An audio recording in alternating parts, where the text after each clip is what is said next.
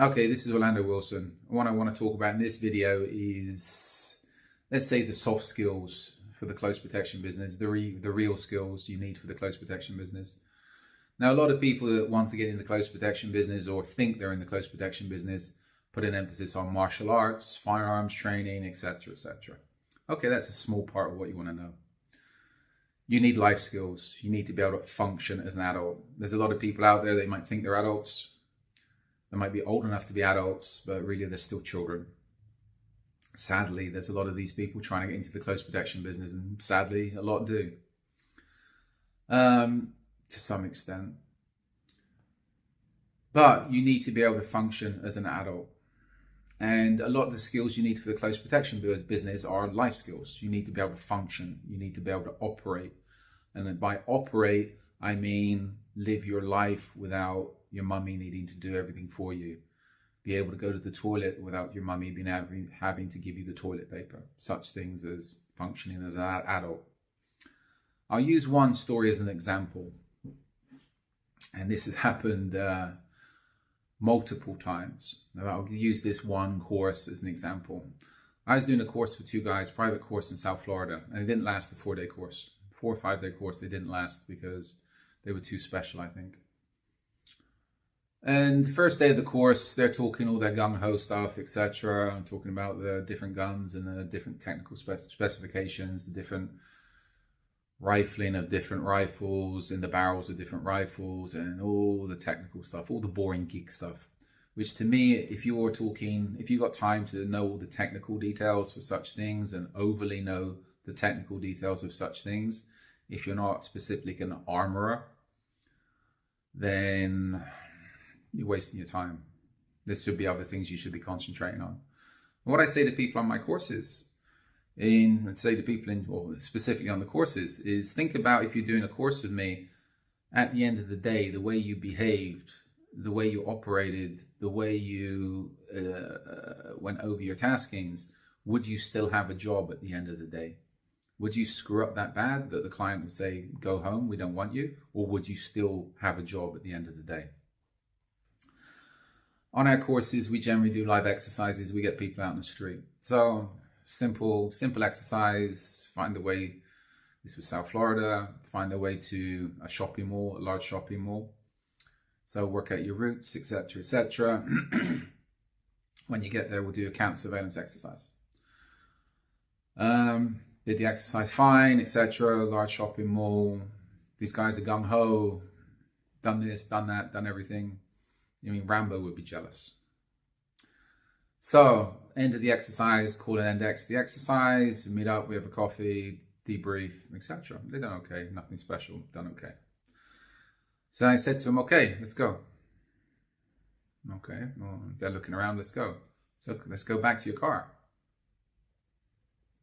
I've done this numerous times to numerous people, but these guys were specifically special. Why? Because they forgot where they parked their car. Large shopping mall, multiple car parks. So I said to them, okay, let's go. They didn't know where they parked their car. They was expecting me to take them back to the car. They were that hyped up on their being gung-ho and everything else that they forgot where they parked their car. So I said, I'll follow you. And they're looking at me like, what the F? I let them walk around for like 30 minutes trying to find their car. They couldn't find the car because they forgot what parking lot they parked it in. They forgot, well, I think they knew the floor they parked it on, but the shopping mall, I'm not going to mention it, had multiple car parks, multiple entrances, multiple exits, etc. And there's a few stores, a few chain stores that have multiple shops in that location. So these guys, by the end of the 30 minutes before I jumped in and said, come on, let's go, I'll take you back to the cars, I wouldn't say they were pissed. They were a combination of, they're pissed off at me for embarrassing them. There's also embarrassed in themselves. And I said to them, and I said to numerous people this, and I'm using these guys as an example because usually people learn from their mistakes, which is the best way to learn. And when people are doing courses with me, I say, I want you to make mistakes on the courses because you'll remember the mistakes. If you're perfect, no one's perfect. If you think you're perfect, then you got problems. I say to people, rather than telling you how good you are, I'll tell you your mistakes. I'll highlight your mistakes because they'll stick in your head. You'll remember them. I've learned most of my best lessons from making big mistakes. I said to these guys, as I said to multiple guys at the end of when I walked them back to their car, I said to them, do you think you'd have your job at the end of the day? If you're with your client and they want to go to the shopping mall and you go with them and you're shadowing your client at the shopping mall, and in the end they say, okay, let's go back to the car. And you're like, where's the effing car? I forgot where the car is. Do you think your client's going to be happy? It's always easier to valet park. There's a hint, but maybe you don't want to valet park your car because you don't want a valet boy in your car. That valet boy girl in your car could be planting something, drugs, listening devices, etc., or stealing from your car.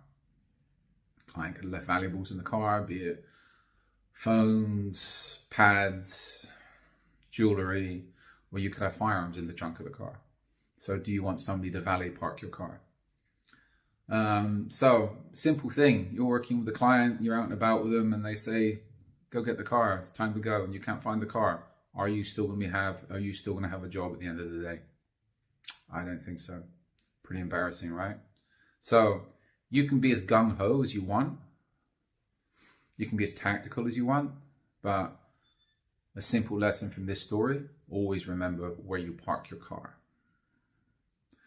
Now, I've got a selection of books online specifically to do with security business, close protection business, etc. And we're throwing out a lot more of these videos that's going to give you tips and hints to do about the close protection, kidnap and ransom, personal security, businesses, etc. I'm also going to be throwing out a selection of interviews in the near future. And talking to some interesting people about various aspects of the security business that they're experts in, and I'm not. Well, nobody's an expert, that they're qualified to talk about, they have this experience to talk about, and I don't. So follow us along on social media. If you're connected with me on social media, you've got relevant questions, please feel free to reach out and give me time and I will get back to you if it's a relevant question. So take care, be good, stay out of trouble, and if you can't stay out of trouble, do not get caught.